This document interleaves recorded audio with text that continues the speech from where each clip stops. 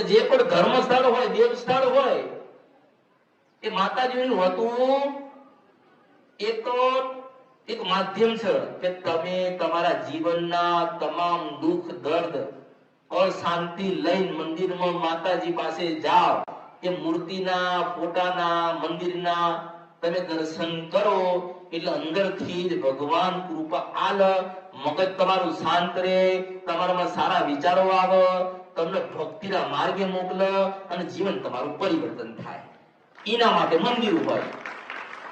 હવે માતા મેલડી માતા મંદિરમાં બેઠી હોય, કોઈ માનતા માને તો અહીંથી માતા ત્યાં ગઈ હશે તો અહીંયા કોણ હશે? તમારું શ્રદ્ધા, તમારો વિશ્વાસ જેટલો બધો મોટો હશે એટલા જ પથરા તોડી નાખે એવા કામ તમારા થશે.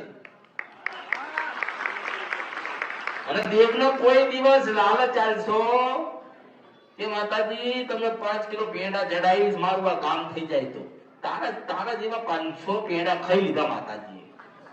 તું લાલચ શું કરવા આલસ? પણ માને એવું કહીએ કામ કરતા કે માં અમારા જીવનમાં આટલું બધું દુઃખ છે, પણ હે જનેતા, હે ભગવતી, મારા દુઃખમાં સહભાગી થજો, મારું દુઃખ દૂર કરજો. તો માં હું તમને યાદ કરતો રહીશ, કે યાદ કરીશ, માં તમારી ભક્તિ કરીશ, આ તમને શ્રીફળ આપ્યું, માં તમે રાજી રહેજો. તો એ માતા ચાલશે ને.